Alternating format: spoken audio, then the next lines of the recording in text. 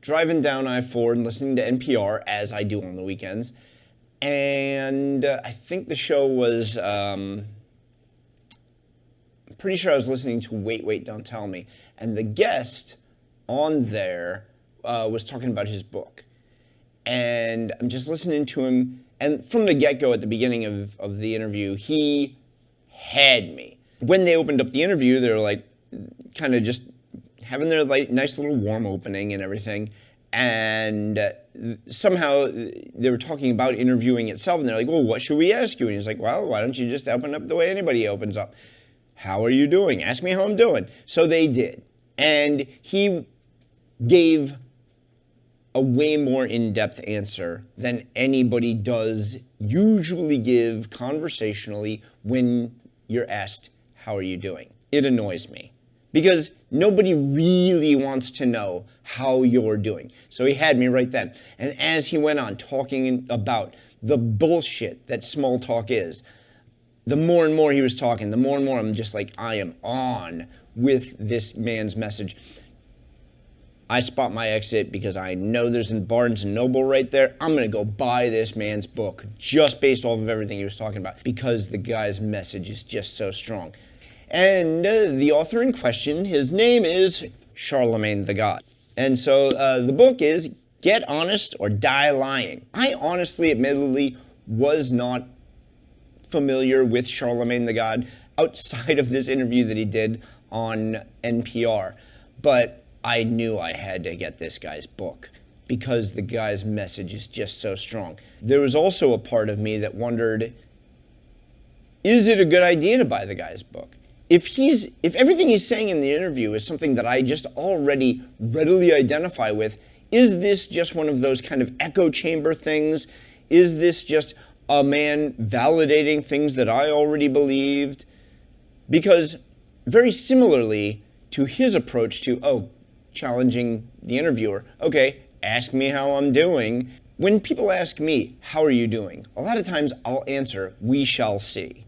And I leave it at that. And the reason is you don't really know how you are. And my takeaway from that one was when I watched the movie Charlie Wilson's War. Charlie Wilson, Tom Hanks, is just completely sold on the fact that we've done good and we won. And it's over. And Philip Seymour Hoffman's character is much more pragmatic about it. He's like, well, we shall see. So Philip Seymour Hoffman's character tells this story of the Zen master and the little boy, or the boy and the Zen master. And so in this village there lives this family of wealth and privilege, and they have a son. And all of the townspeople are celebrating the birth of this child. He's so blessed to be a member of this family of wealth and privilege and power, and we celebrate his birth because he's so lucky to have this. And the Zen master's response, we shall see. He is gifted this white stallion. All of the townspeople come out, he's so blessed, how wonderful, and he has this wonderful white stallion that he's gifted. Oh, what a wonderful life he leads. And again, the Zen master says, we shall see. A short period of time goes by. The child is learning how to ride his horse. He gets thrown from the horse. The horse gets spooked. The horse tramples the child's legs in the process of tossing him and getting spooked, and the kid is paralyzed from the waist down. And now the townspeople are coming, this is so terrible for him. He was so blessed, and now he's so cursed, and what could have happened? This is so terrible. We feel badly for him. And again, the Zen master says, we shall see. 2 years go by. War breaks out. Every single able-bodied man, 18 and above, is taken off to war. That boy was not. He was not able-bodied. So, getting trampled by the horse has now spared him the terrors of war. But however, the townspeople are now sad because all of our men are being taken off to the ravages of war. How terrible for them. And again, the Zen master says, we shall see. The moral of the story is you really never know where you are. And that's why I kind of give that as my answer when people say, how are you doing? We shall see. And that is part of what Charlemagne the God was getting at, about the bullshit of when people just small talk ask you, how are you doing? Because they automatically want you to say, I'm fine. So I had some apprehension going in. Should I really just read this book? Am I really going to get anything from it? Is it just preaching to the choir? Am I learning anything? But then it dawned on me that this man, Charlemagne the God, is a person who looks nothing like me, who came from a very different background and a different race. He grew up in a very different set of circumstances than I did. And then I thought, what a great, valuable thing for me to have this interaction with this man's words. So it occurred to me that maybe the value in me buying the book and reading the book isn't so much that it's confirmation bias, but getting a different person's perspective.